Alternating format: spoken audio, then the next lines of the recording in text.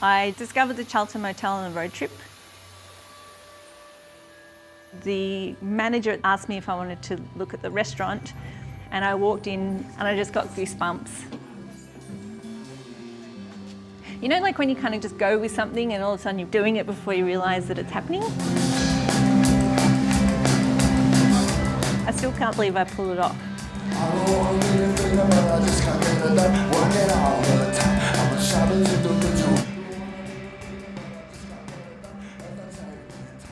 My name's Kate Berry. I'm originally from Melbourne. I've worked as a photographer for different magazines, Frankie, Smith Journal, Lunch Lady. That's kind of how this whole thing started, just taking photos.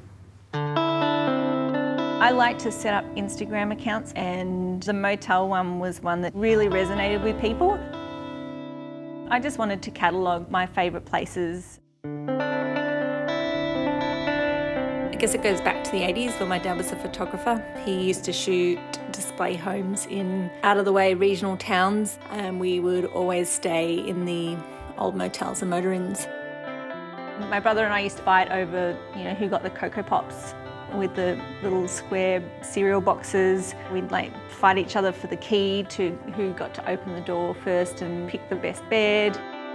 These places resonated with me, and that they didn't do anything to woo anyone into their town. They just were what they were. And I think that that is something that I'm attracted to, how genuine and honest the experience is in those places, as opposed to, something that's in like a tourist brochure that is geared towards getting people to come and visit them. Whenever someone asks me where Charlton is, I will always say that it's halfway between Melbourne and Mildura. Mostly wheat, like a wheat town, very flat. I think 900 people, definitely a lot smaller than it once was. I found the Charlton Motel just by stopping and taking a photo. It made me quite emotional actually. It was clearly a place that had seen a lot of good times, but maybe not for a while.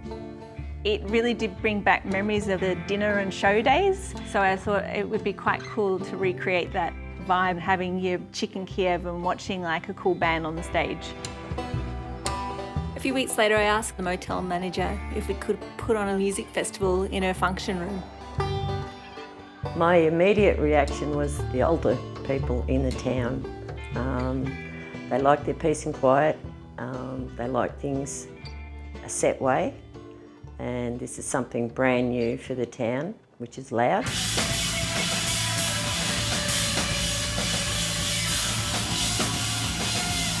She's such a lovely lady, Kate. She has a knack of talking to you. And we decided we'd give it a go. The town needed a lift. They needed something different. To be honest, I could have probably picked a better lineup with less swear words in the artist names. I think that might have been a little confronting, but if it hadn't been for Glenda backing it the whole way, it wouldn't have happened at all. I want it to be as close as possible to maybe how people experience this space. Standard 70s motel dinner, like plenty of curly parsley and little packets of butter and the baby's breath and carnations on the table. A lot of people have said you should have a food truck or, that kind of thing, but it's not about bringing Melbourne cool to regional Victoria. It's about experiencing regional Victoria as it is and how it should be experienced.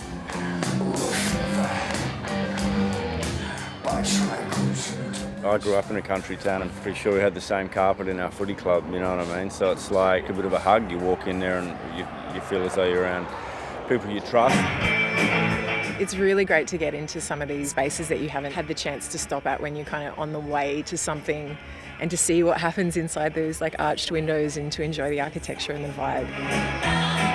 We're a sucker for some baby's breath. Yes. Some red vinyl. Oh yeah, and an archway. Yeah. Ooh, I'm all about it.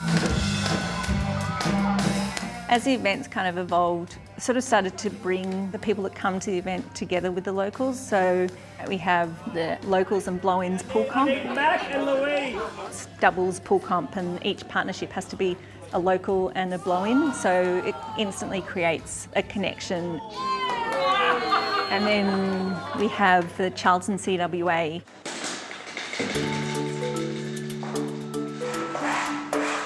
Jo Phillips, I'm the branch secretary.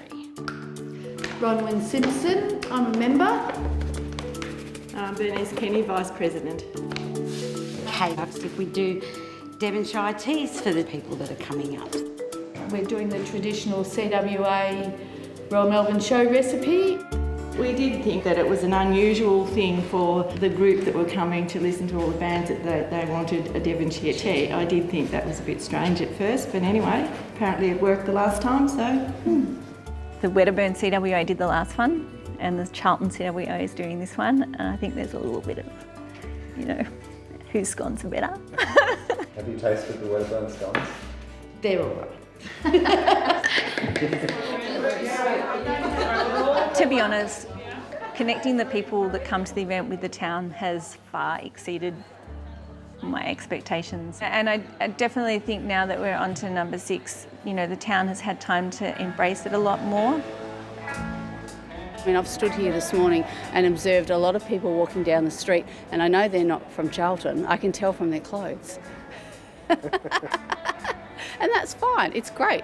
Their money's the same. It's awesome, there's people everywhere, cafes full, bakeries full, supermarkets full. It's interesting to see how many people today, younger people, enjoy the retro of the place.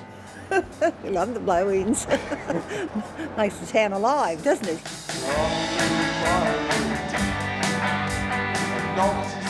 This has definitely opened my eyes to how people enjoy being in these kind of spaces.